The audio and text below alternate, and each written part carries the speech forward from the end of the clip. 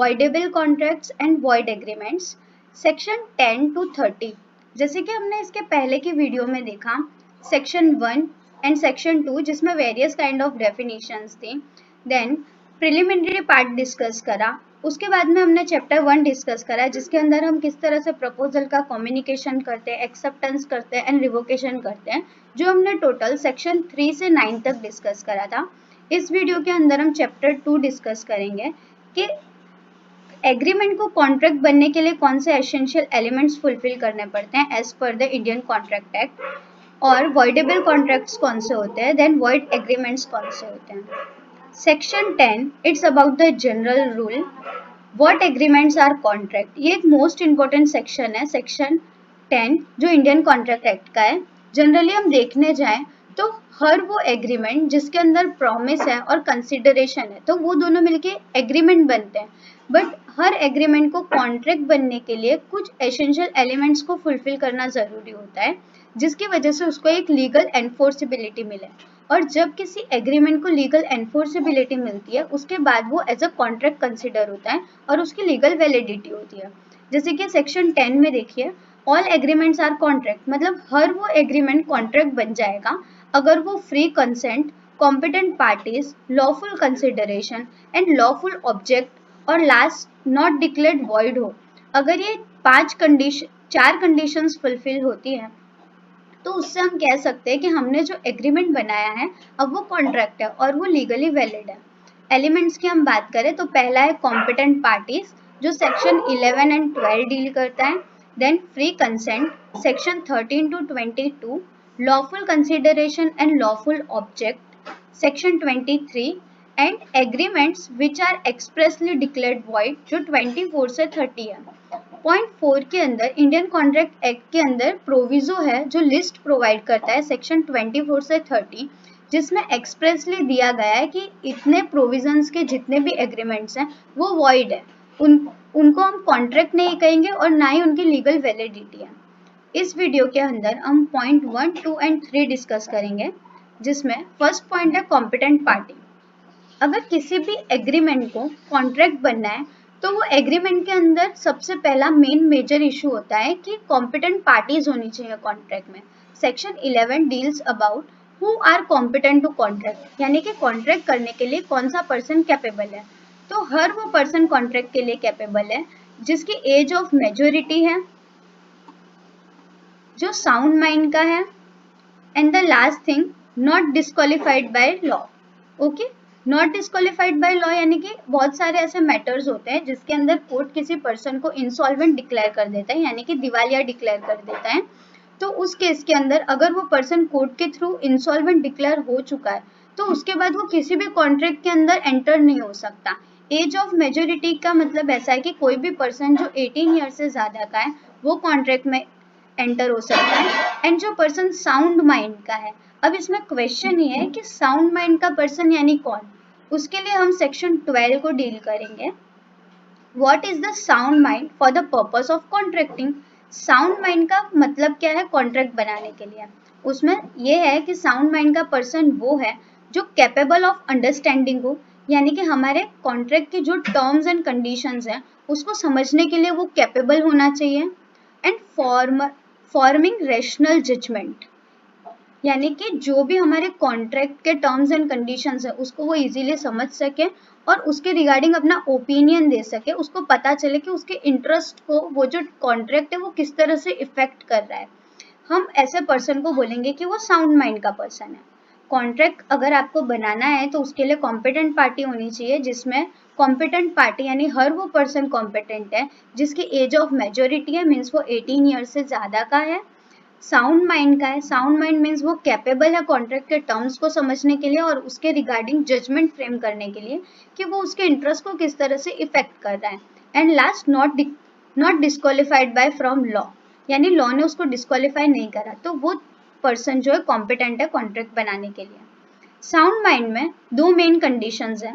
अगर ऐसा पर्सन है जो यूजुअली साउंड माइंड का है, यूजुअली साउंड माइंड का मतलब usually unsound mind, unsound mind का मतलब ऐसा कि कभी कभार किसी पर्सन को मेडिकल इश्यूज होते हैं, लाइक किसी को दौरे पड़ते हैं या ऐसी बीमारियां होती है जिस वजह से वो पूरे दिन तो उसका माइंड जो है वो सेटल नहीं रहता, बट ओकेशनली, यानी कि समझो कि अगर दिन में 24 घंटे हैं तो उसमें से 20 घंटे वो अनसाउंड माइंड में रह रहा है, बट 2 घंटे जो है वो साउंड माइंड में रह रहा है। तो अगर वो 2 घंटे के टाइम पीरियड में किसी के साथ कॉन्ट्रैक्ट में एंटर होता है ना, तो वो कॉन्ट्रैक्ट वैलिड है। बट अगर कोई ऐसा पर्सन है जो यूजुअली साउंड माइंड का है, यानी कि वो दिन में 20 घंटे साउंड माइंड है, यानी वो चीजों को सोच समझ सकता है, पर जो 2 घंटे हैं वो अनसाउंड माइंड का है, यानी कि 2 घंटे उसको दौरे पड़ते हैं, ऐसी कोई चीज होती है जिसकी वजह से वो टर्म्स एंड कंडीशंस को समझने के लिए कैपेबल नहीं है। तो वो अगर वो 20 घंटे जो है उसके बीच में अगर कोई भी कॉन्ट्रैक्ट बनाता है तो वो कॉन्ट्रैक्ट वैलिड रहेगा। सेक्शन 12 का पर्पस खाली इतना ही है कि आप जिस टाइम साउंड माइंड में हो उस टाइम आप कॉन्ट्रैक्ट को बनाओ, ताकि आप कॉन्ट्रैक्ट की टर्म्स एंड कंडीशंस को समझ सको, और जो पर्सन कॉन्ट्रैक्ट में एंटर हो रहा है उसे पता चले कि वो कॉन्ट्रैक्ट किस तरह से उसके इंटरेस्ट को अफेक्ट कर रहा है। ये है section 11 and 12 competent parties. Section 11 and 12 it's about कौन कॉम्पिटेंट है। देन सेकेंड पॉइंट आता है फ्री कंसेंट। दोनों के बीच में डिफरेंस है। जैसे कि आप समझो कि ए पर्सन है, वो अपना हॉर्स बी को सेल करना चाहता है 500 रुपीज में। ओके, अब ए जो है वो बी को प्रपोजल देगा कि मैं अपना हॉर्स आपको सेल करना चाहता हूँ, तो बी उसको कंसेंट करेगा, ओके मैं आपका हॉर्स परचेस करने के लिए रेडी हूँ। तो ये बी ने जो प्रपोजल को एक्सेप्ट करा है ना, उसे हम बोलेंगे कि वो एग्री हो गया है सेम थिंग पे। सेम थिंग मतलब इसमें एक हॉर्स जो सब्जेक्ट मैटर है वो सेम थिंग है, और सेम सेंस, यानी कि उसको पता है कि वो कौन सी चीज सेल कर रहा है उसको और कितने कंसिडरेशन में सेल कर रहा है। यानी कि consent is generally when 2 or more person agree upon same thing at the same sense। Then वो कंसेंट को हम फ्री कंसेंट कब बोलेंगे, जब वो कंसेंट के अंदर coercion, under influence, fraud, misrepresentation and mistake, ये 5 चीजें नहीं होंगी, तो वो कंसेंट जो है फ्री कंसेंट है। ये जो टर्म्स हैं वो थोड़ा टेक्निकल हैं, बट इसको हम इजीली समझने का ट्राई करेंगे। जैसे फ्री कंसेंट का मतलब कॉर्जन होता है कि फ्री कंसेंट यानी हर वो कंसेंट जिसके अंदर कॉर्जन ना हो। कॉर्जन सेक्शन 15 में डिफाइंड है, अंडर इन्फ्लुएंस सेक्शन 16 में डिफाइंड है, fraud is defined under section 17, misrepresentation about section 18, then mistake is about section 20, 21 and 22। Mistake का मतलब ऐसा होता है कि जनरली कॉन्ट्रैक्ट के अंदर 2 तरह की मिस्टेक्स हो सकती है, mistake of fact and mistake of law, जो हम सेक्शन 20, 21 एंड 22 में डीपली डिस्कस करेंगे। अब हम जानते हैं कि फ्री कंसेंट होने के लिए जो 5 चीजें नहीं होनी चाहिए वो कौन कौन सी है, जिसमें पहला है कॉर्जन। कॉर्जन का मतलब जनरली ऐसा होता है कि कोई भी ऐसा एक्ट या ओमिशन जो आईपीसी के अंदर पनिशेबल है। ये 1872 का एक्ट है, जिस वजह से इसके अंदर आप बैरिक में देखोगे तो इसमें आईपीसी डिफाइंड है, इंडियन पिनल कोड, बट अभी करंटली अमेंडमेंट में इसको बीएनएस कर दिया है, भारतीय न्याय संहिता। कॉर्जन का मतलब ऐसा है, हम एक जनरली एग्जाम्पल से समझते हैं, जिसके अंदर ए क्या कर रहा है, अपने हॉर्स सेल करने के लिए बी को बोल रहा है कि मैं आपको अपना हॉर्स सेल करना चाहता हूँ। अब बी को वो हॉर्स परचेस नहीं करना है, बट ए क्या कर रहा है, बी के सर पे गन रखता है, गन पॉइंट करता है और ऐसा बोलता है कि अगर तुमने मना करा मेरा हॉर्स परचेस करने से तो मैं तुमको शूट कर दूंगा। अब ए का जो एक्ट है वो पनिशेबल है आईपीसी के अंदर। ओके, तो इसको हम ऐसा बोल सकते हैं कि ए क्या कर रहा है, कॉर्जन कर रहा है ताकि बी जो है उसके साथ कॉन्ट्रैक्ट में एंटर हो जाए। दूसरी चीज, अगर ए ऐसा बोलता है बी को कि अगर तुमने मेरा हॉर्स परचेस नहीं करा तो मैं जो तुम्हारी प्रॉपर्टी है वो डिस्ट्रॉय कर दूंगा, मतलब मैं तुम्हारे घर में या आग लगा दूंगा, या मैं तुम्हारी प्रॉपर्टी चुरा लूंगा, या कोई भी प्रॉपर्टी रिलेटेड भी ऑफेंस करता है या ऐसा करने की धमकी देता है, तो उसको हम बोलेंगे कि कॉर्जन के थ्रू हम सामने वाली पार्टी को कॉन्ट्रैक्ट में एंटर कर रहे हैं। ओके, तो फर्स्ट एलिमेंट हो गया कॉर्जन। कंसेंट तभी फ्री कंसेंट होगी जब उसमें कॉर्जन ना हो, यानी हम डरा धमका के या ऐसा कोई भी एक्ट करके कंसेंट नहीं ले सकते जो आईपीसी के अंदर पनिशेबल है। ये जनरली हो गया कॉर्जन। देन सेक्शन 16 होता है अनड्यू इन्फ्लुएंस। अनड्यू इन्फ्लुएंस का बेस्ट एग्जाम्पल ऐसा है कि जैसे कि कोई टीचर है और उसका स्टूडेंट है, तो टीचर ऐसा बोल रहे हैं, टीचर स्कूल में पढ़ाते हैं और वो स्टूडेंट्स को ऐसा बोलते हैं कि हमने एक ट्यूशन क्लासेस खोला है, अगर आप हमारे ट्यूशन में नहीं आओगे तो हम एग्जाम में आपको कम मार्क्स देंगे या हम आपको फेल कर देंगे। ओके तो अब इसमें क्या है कि जो टीचर है वो एक ऐसी पोजीशन होल्ड कर रहा है जो डोमिनेट है। ओके यानी टीचर जो है उसके पास पावर है स्टूडेंट को मार्क्स देने की। ओके अब वो क्या कर रहा है, उस पोजीशन का अनफेयर एडवांटेज उठा रहा है, किस लिए, ताकि उसको बेनिफिट हो सके। ओके तो इसको हम बोलते हैं अनड्यू इन्फ्लुएंस, यानी कि कोई भी ऐसा पर्सन जो खुद तो हायर पोजीशन पे है और वो अपनी वो पोजीशन का अनफेयर एडवांटेज उठाने के लिए सामने वाले को कॉन्ट्रैक्ट में एंटर कराना चाहता है। ओके तो इसके अंदर हम देखेंगे कि अनड्यू इन्फ्लुएंस के अंदर कौन कौन सी चीजें होती हैं। तो इसमें पहली चीज होती है, एक पर्सन है जो होल्ड कर रहा है रियल और अपेरेंट अथॉरिटी, यानी कि जिसको कॉन्ट्रैक्ट में एंटर करवाना चाहता है वो उसके ऊपर कोई अथॉरिटी होल्ड करे, जैसे कि इसके अंदर टीचर है वो एक अथॉरिटी पे है, स्टूडेंट से ऊपर की अथॉरिटी पे है।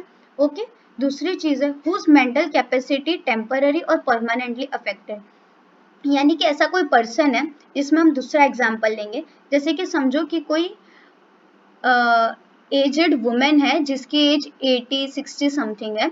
अब वो एज की जो वुमेन है वो एज की वजह से या उसकी इलनेस की वजह से उनकी मेंटल कैपेसिटी नहीं है चीज़ों को समझने की। अब उनको वहाँ पे कोई लड़का आता है और वो वुमेन को ऐसा बोलता है कि आपने जो बैंगल्स पहने हैं गोल्ड के वो रियल गोल्ड के नहीं है, वो नकली है, तो आप मुझे उतार के वो दे दो। अब वो वुमेन की एज इतनी है जिस वजह से वो चीज़ों को समझ नहीं पा रही है। ओके तो वो वुमेन क्या कर रही है, उसको अपने बैंगल्स दे रही है। ठीक है तो इसके अंदर क्या करा, वो पर्सन ने उसकी मेंटल कैपेसिटी और की का अनफेयर एडवांटेज उठाया। Then third thing, position to dominate the will of other, जब एक पर्सन, इसमें सेम वो टीचर वाला एग्जांपल है कि जब वो पर्सन उस पोजीशन पे है ताकि वो दूसरों से अनफेयर एडवांटेज उठा सके, तो उसको हम बोलेंगे अंडर इन्फ्लुएंस। ओके यानी कि किसी को बहकावे में लाके अपना काम करवाना।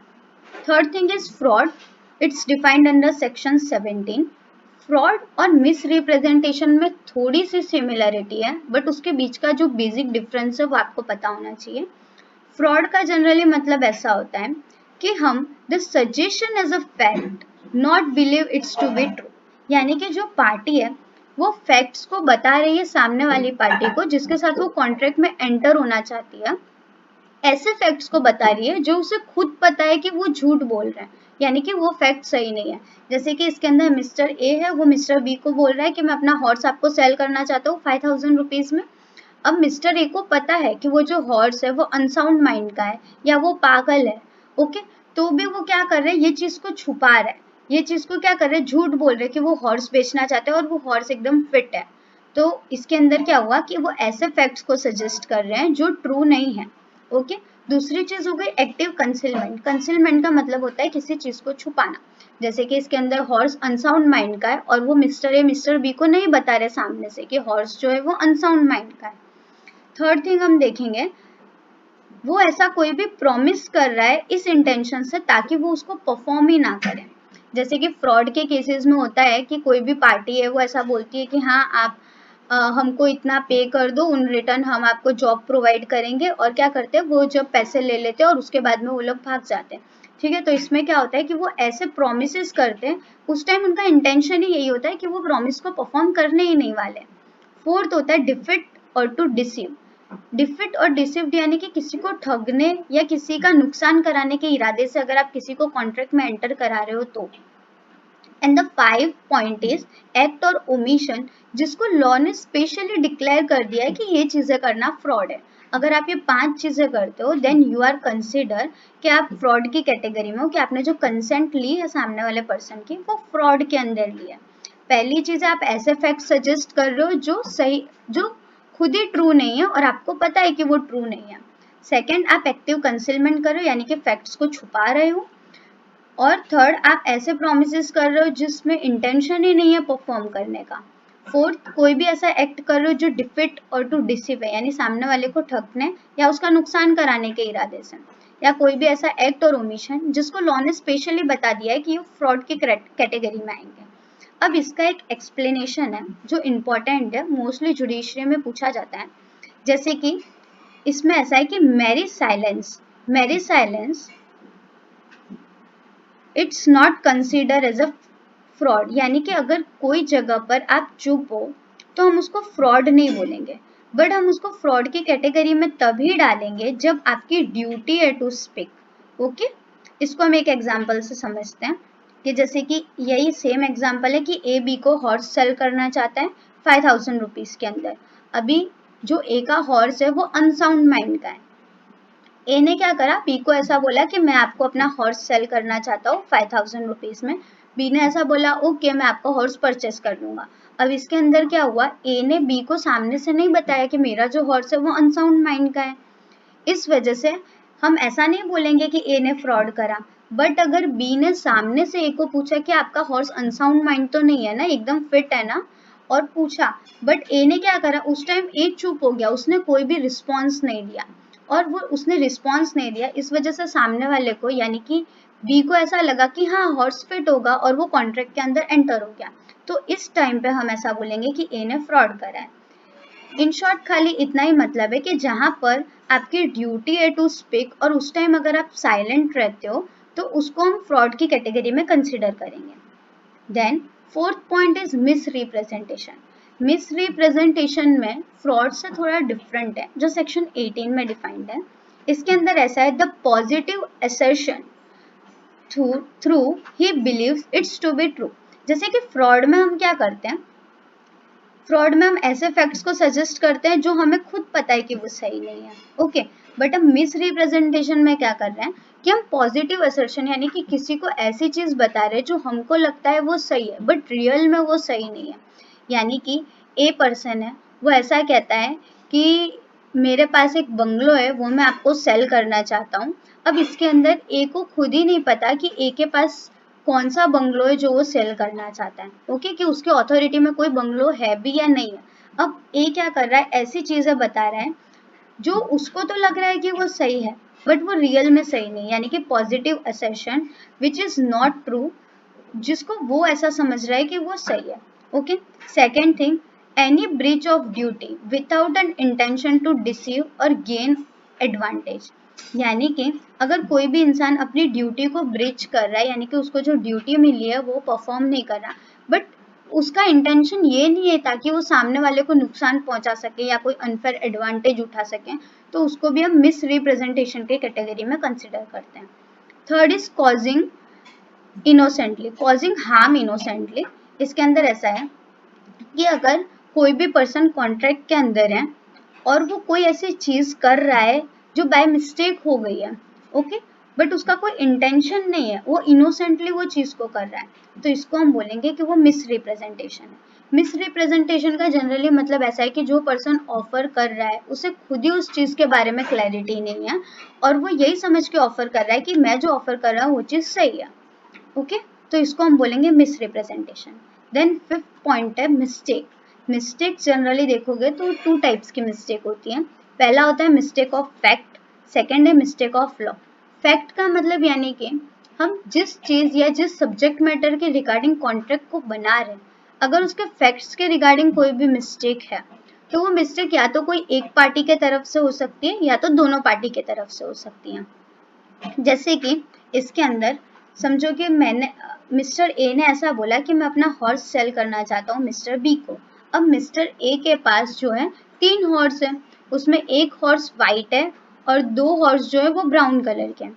अब इसके अंदर मिस्टर ए ने क्लैरिटी नहीं करी कि वो कौन सा हॉर्स सेल करना चाहते हैं, तो मिस्टर बी को ये लगा कि वो व्हाइट हॉर्स सेल करना चाहते हैं, तो इसलिए वो कॉन्ट्रैक्ट में एंटर हो गए। उन्होंने बोला ओके मैं आपका हॉर्स परचेस कर लूंगा।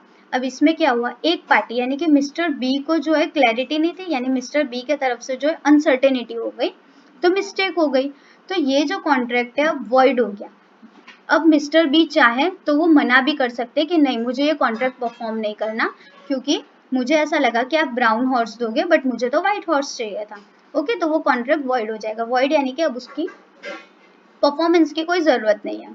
अगर बोथ पार्टीज, दोनों पार्टी मिस्टेक ऑफ फैक्ट के अंदर हो तो वो कॉन्ट्रैक्ट जो है वैलिड रहेगा, okay. Then second point is mistake of law, जो सेक्शन 21 में डिफाइंड है। मिस्टेक ऑफ लॉ क्या होता है, 2 टाइप की मिस्टेक होती है, इंडियन लॉ की एंड फॉरेन लॉ की। इंडियन लॉ की मिस्टेक ये है, जैसे कि समझो कि अगर आप कोई भी चीज करते हो लाइक गुड्स या सर्विस के रिगार्डिंग कोई भी अगर आप कॉन्ट्रैक्ट करते हो तो आपको गवर्नमेंट को जीएसटी पे करना पड़ता है या इंडियन लॉ के अकॉर्डिंग टैक्सेस पे करने पड़ते हैं। अब समझो कि आपने कोई भी कॉन्ट्रैक्ट के अंदर एंटर हो गए, फिर उसके रिगार्डिंग आपको जो है वो टैक्स पे करना था, और आप ऐसा बोल रहे हो कि नहीं हमको तो पता ही नहीं था कि इंडिया में ऐसा कोई लॉ भी है टैक्स पे करने का, इसलिए अब ये कॉन्ट्रैक्ट जो है हम वॉइड कर रहे हैं और उसको परफॉर्म नहीं कर रहे हैं, तो वो चीज़ लॉ आपको अलाउ नहीं करेगा, देन वो कॉन्ट्रैक्ट वैलिड ही रहेगा और आपको उसको परफॉर्म करना पड़ेगा। देन फॉरेन लॉ की मिस्टेक, अगर समझो कि ऐसा कोई लॉ है जो फॉरेन का लॉ है और हमारे कॉन्ट्रैक्ट के थ्रू वो फॉरेन का लॉ इफेक्ट हो रहा है, तो उसके अंदर जो हमारे मिस्टेक ऑफ फैक्ट के प्रोविजन है वो अप्लाई होंगे। जैसे कि कोई एक पार्टी की मिस्टेक हो तो वो कॉन्ट्रैक्ट वॉइड हो जाएगा, और फॉरेन लॉ में दोनों पार्टी की मिस्टेक है तो वो कॉन्ट्रैक्ट वैलिड रहेगा। वैलिड रहने का मतलब है कि अब पार्टी की ड्यूटी है कि वो कॉन्ट्रैक्ट को परफॉर्म करें। ओके, तो पहले हम बात करते हैं मिस्टेक ऑफ फैक्ट की। ये सेम ही है, where both parties under the mistake of fact then the agreement is void, यानी कि अब वो एग्रीमेंट को परफॉर्म करने की जरूरत नहीं है। When one party is mistake of fact, then the contract is not voidable. Not voidable का मतलब होता है कि valid, अब वो contract जो है valid है। Effect of mistake as to law, section 21, यानी कि अगर लॉ की मिस्टेक है तो सेम जो हमने ऊपर देखा कि अगर इंडियन लॉ की है तो वो कॉन्ट्रैक्ट वैलिड रहेगा, बट अगर फॉरेन लॉ की मिस्टेक है तो मिस्टेक ऑफ फैक्ट्स के जो प्रोविजन है वो उसमें अप्लाई होंगे। ओके, तो ये चीज़ तो हमने देखी कि कंसेंट कब फ्री कंसेंट की कैटेगरी में कंसिडर होगी।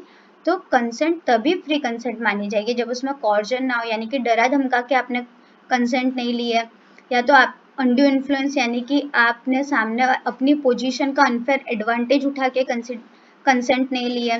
फ्रॉड का मतलब आपने ऐसी कोई चीज़ें बताई हैं जो आपको भी पता है कि वो सही नहीं है। मिस रिप्रेजेंटेशन का मतलब ऐसा है आप ऐसी चीज़ों को प्रेजेंट कर रहे हो जो आपको भी नहीं पता कि वो गलत है। मिस्टेक में mistake of law and mistake of fact है। देन हम बात करते हैं कि अगर हमने कोई भी ऐसे एग्रीमेंट के अंदर एंटर हो गए जिसके अंदर हमने कंसेंट फ्री कंसेंट नहीं लिया, ओके, तो उसके रिगार्डिंग जो है सेक्शन 19 एंड 19A डील करता है। जैसे कि अगर हमने कोई भी एग्रीमेंट करा है जिसमें कॉर्जन, फ्रॉड और मिस रिप्रेजेंटेशन है तो वो कॉन्ट्रैक्ट जो है वॉइडेबल हो जाएगा at the option of party who consent was caused.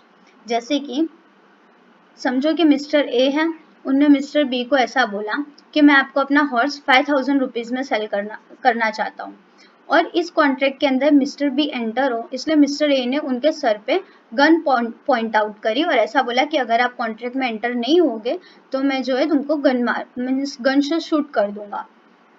तो अब इसमें मिस्टर बी के पास ऑप्शन है, या तो वो कॉन्ट्रैक्ट को परफॉर्म कर सकते हैं या तो वो परफॉर्म नहीं कर सकते, यानी कि जिस पार्टी के साथ कॉर्जन, फ्रॉड, मिस रिप्रेजेंटेशन हुआ है अब उसके पास अथॉरिटी है या तो वो कॉन्ट्रैक्ट को परफॉर्म करे या तो परफॉर्म ना करे। अगर वो परफॉर्म करना चाहता है देन कॉन्ट्रैक्ट वैलिड हो जाएगा, और परफॉर्म करना नहीं चाहता देन कॉन्ट्रैक्ट वॉइड हो जाएगा। 19A जो है वो 1899 के अमेंडमेंट से ऐड हुआ था, जिसमें ऐसा बोला था कि अगर किसी भी पार्टी को कॉन्ट्रैक्ट में एंटर करा है थ्रू द अनड्यू इन्फ्लुएंस, यानी कि अपनी पोजीशन का अनफेयर एडवांटेज उठा के उसको कॉन्ट्रैक्ट में एंटर करा है, तो उसमें भी सेम पोजीशन है कि जिस पार्टी के साथ अनड्यू इन्फ्लुएंस हुआ है उसके पास राइट है कि वो कॉन्ट्रैक्ट को चाहे तो परफॉर्म करे और चाहे तो परफॉर्म ना करे, जिसको हम बोलते हैं at that option of the party whose consent was so caused, यानी कि जिसका कंसेंट हमने ऑब्टेन किया है।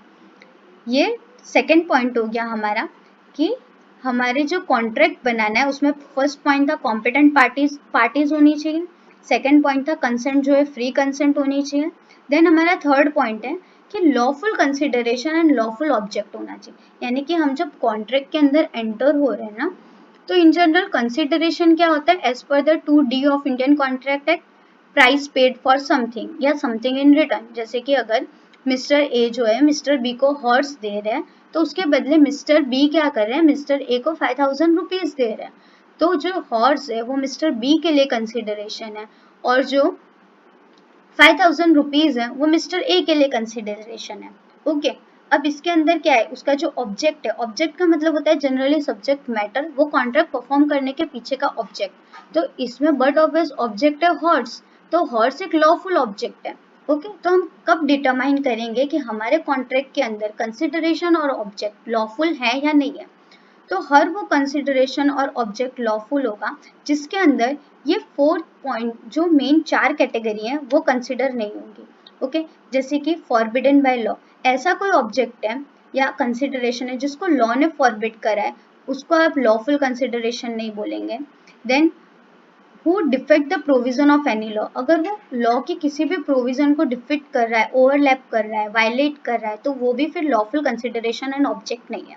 अगर फ्रॉड्यूलेंट है, इन्वॉल्व और इम्प्लाइज इंजरी, जैसे कि, और द फोर्थ पॉइंट इज जो अपोज है द पब्लिक पॉलिसी, कोई चीज़ है जो पब्लिक पॉलिसी के अपोज है, तो उसको हम बोलेंगे कि वो भी लॉफुल कंसिडरेशन नहीं है। जैसे कि इसके अंदर हम ऐसा सोच सकते हैं कि मिस्टर ए जो है मिस्टर बी के साथ कॉन्ट्रैक्ट में एंटर हो रहे हैं कि मैं आपको 5 लाख रुपीज दूंगा अगर तुम मिस्टर सी का मर्डर कर देते हो तो। ओके, तो अब इसके अंदर क्या है कि ये लोग का कॉन्ट्रैक्ट का ऑब्जेक्ट ही यही है जिससे थर्ड पर्सन को क्या इंजरी हो, और ये जो है पब्लिक पॉलिसी एंड इमोरल के अगेंस्ट है, जिस वजह से हम ऐसा बोलेंगे कि ये जो कॉन्ट्रैक्ट है वो अनलॉफुल है क्योंकि उसके अंदर का जो कंसिडरेशन एंड ऑब्जेक्ट है वही अनलॉफुल है। सेक्शन 23 डील करता है कि ऐसे कौन से ऑब्जेक्ट एंड कंसिडरेशन है जो लॉफुल है। सेक्शन 23 का जनरल रूल यही है कि जितने भी ऑब्जेक्ट एंड कंसिडरेशन है वो लॉफुल है, बट अगर वो ये 4 कैटेगरी के अंदर फॉल हो जाते हैं देन वो अनलॉफुल हो जाएंगे। 1 2 3 4 ये जो चारों पॉइंट है ये एक्सेप्शन है सेक्शन 23 के। ओके, तो इस वीडियो में हमने मेनली सेक्शन 10 से 23 तक डील करा। सेक्शन 10 से 23 तक के जितने भी प्रोविजन है वो आज हमने इसमें देखे। सेक्शन 10 जनरली ऐसा बोलता है जनरल रूल कि कौन से ऐसे एग्रीमेंट्स है जो कॉन्ट्रैक्ट है, तो हर एग्रीमेंट कॉन्ट्रैक्ट हो जाएगा अगर ये 4 एसेंशियल एलिमेंट्स को फुलफिल करता है, तो जिसमें फर्स्ट था कॉम्पिटेंट पार्टीज। 11 में बताया कि कौन कौन से पार्टीज कॉम्पिटेंट है, तो हर वो पार्टी कॉम्पिटेंट है जो मेजर है साउंड माइंड की and not disqualify by law है। और 12 में है कि साउंड माइंड, सेक्शन 11 में साउंड माइंड का जिक्र तो है, बट साउंड माइंड क्या होता है, तो हर वो पर्सन साउंड माइंड है जो कॉन्ट्रैक्ट के टर्म्स एंड कंडीशंस को समझने के लिए कैपेबल हो और उस पर रैशनल जजमेंट फ्रेम कर सके। सेक्शन देन सेकेंड एलिमेंट है जो बात करता है फ्री कंसेंट की। 13 में जनरल रूल है कि कंसेंट जो है जब 2 या 2 से ज़्यादा लोग सेम थिंग पे सेम सेंस पे एग्री हो जाते हैं तो हम उसको कंसेंट बोलेंगे। 14 में डिफाइन करा है कि वो कंसेंट फ्री कंसेंट तभी होगी जब उसमें वो 5 पॉइंट इन्वॉल्व होंगे, लाइक के कॉर्जन नहीं होना चाहिए, अंडू इन्फ्लुएंस नहीं होना चाहिए, फ्रॉड नहीं होना चाहिए, मिस रिप्रेजेंटेशन नहीं होना चाहिए, मिस्टेक नहीं होनी चाहिए। ओके, अगर ये 5 चीज़ें नहीं होंगी तो वो जो कंसेंट है वो फ्री कंसेंट होगा। थर्ड है lawful consideration and lawful object. तो जनरल रूल तो यही है 23 का कि हर कंसिडरेशन एंड ऑब्जेक्ट जो है लॉफुल है, बट उसके मेन 4 जो है वो एक्सेप्शंस हैं कि अगर कोई भी ऐसा कंसिडरेशन है जो फॉरबिडन है लॉ के थ्रू या जो डिफिट करता है प्रोविजन ऑफ लॉ को, जो फ्रॉड्यूलेंट है, या कोई भी इंजरी है जिसकी वजह से किसी को इंजरी कॉज हो सकती है जो पब्लिक पॉलिसी के अगेंस्ट है, तो वो सारे जो है अनलॉफुल है। ओके, एंड इसका जो लास्ट फोर्थ पॉइंट है जो डील करता है अबाउट वॉइड एग्रीमेंट्स के लिए, जिसको एक्सप्रेसली डिक्लेयर ही कर दिया कि ऐसे कौन से एग्रीमेंट्स है जो वॉइड एग्रीमेंट है। ओके, 24 से 30 उसको हम नेक्स्ट वीडियो में डिस्कस करेंगे डीपली कि ऐसे कौन कौन से एग्रीमेंट्स हैं जिसको हमने वॉइड एग्रीमेंट्स की कैटेगरी में डाला है। वो फोर्थ पॉइंट कंप्लीट होने के बाद ये क्लियर हो जाएगा कि ऐसे कौन से एग्रीमेंट्स हैं जो कॉन्ट्रैक्ट बनने के लिए कैपेबल हैं। Okay, I hope you like this video.